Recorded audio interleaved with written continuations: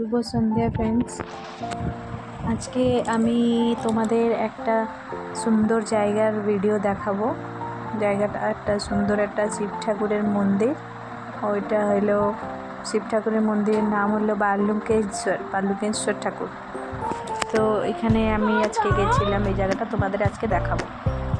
তো এই তো সকালবেলায় আমি ব্লগটা স্টার্ট করলাম।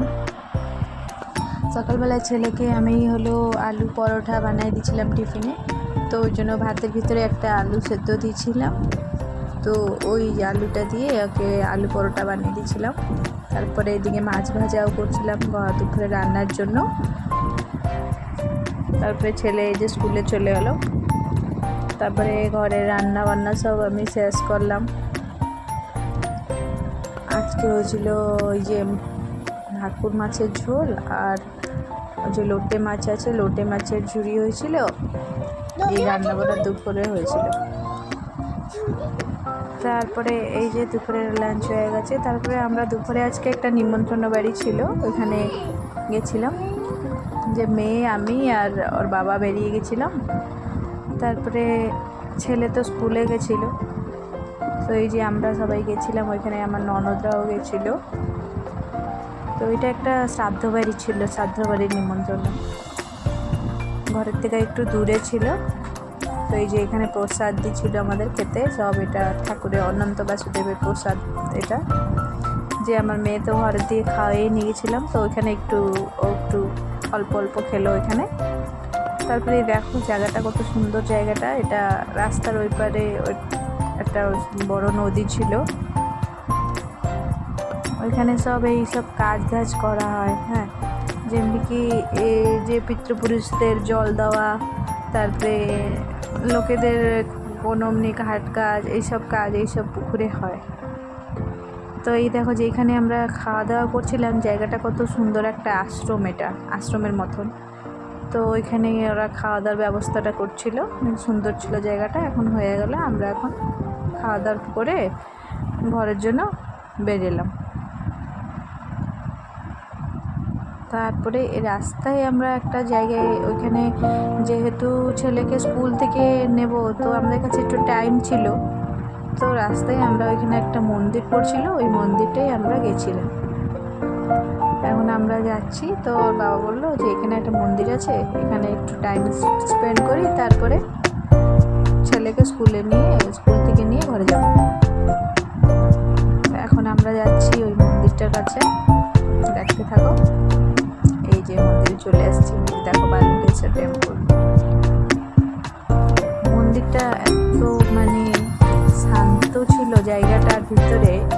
রাস্তার সাইডে ছিল মন্দিরটা, কিন্তু মন্দিরটা বেশ শান্ত পরিবেশ একদম। দুপুরবেলা ছিল, তো দুপুরবেলা 3:30 এমনি টাইম হয়েছিল, তখন ওই জন্য মন্দিরটা বন্ধ ছিল। দেখো মন্দিরের চারপাশটা আমি দেখাচ্ছি তোমাদের। মন্দিরের চারপাশটা কত সুন্দর আছে।